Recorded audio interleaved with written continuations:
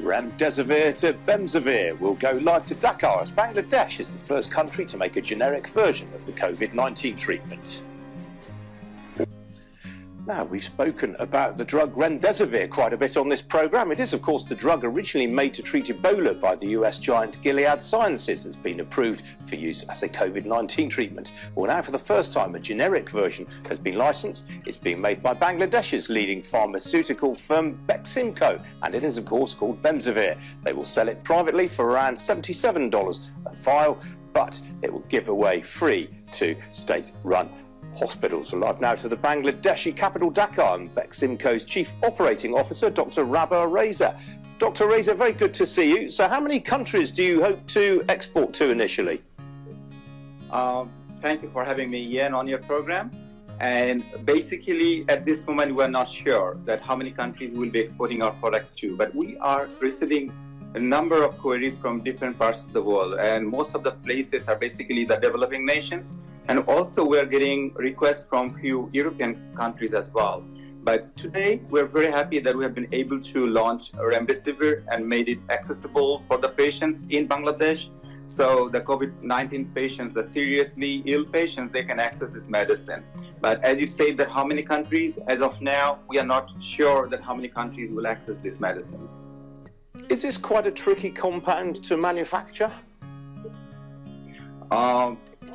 You see, for any drug, and to make it stable, it is tricky, definitely tricky. And here, basically, this product is injectable. We are giving this product directly into the vein, basically. So we need to be sure that what we are putting in the vein is basically the right medicine we are giving. And this is for life-saving. So it is tricky.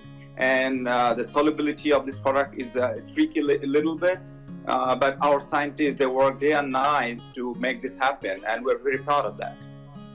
And typically, how many vials are needed in a course of treatment? You see, the trials, there have been limited trials now in the US, and based on the trials, they say that it could be either 5-day course or 10-day course. So for 5-day, they start with 2 vials on the first day, and then following 4 days, 1 vial. So the total 6 vials needed. When it is 10-day course, it will be 11 vials. So day 1, 2 vials, followed by 1 vial each on for the next 9 days. So either 6 vials or 11 vials over 5 days or 10 days. So potentially a course of treatment could be as much as $800 per patient. Thing is, you see here, I think the price that you have quoted, our price that we need to take a price from our regulatory authority. So the price that we have taken is basically around $65 in local currency, 5,500 taka. And for the government hospitals, we are giving this free in Bangladesh. So if we need to supply this to private hospitals, then we'll have to charge this 5,500 taka per patient. Actually, the hospital will be charging this. And if you're exporting, it could be, around same price, but we're working on the pricing. And the goal for us as a company is to make medicine firstly accessible and then make it affordable. So although we have launched our product at this price, definitely we are looking at reducing the cost over time.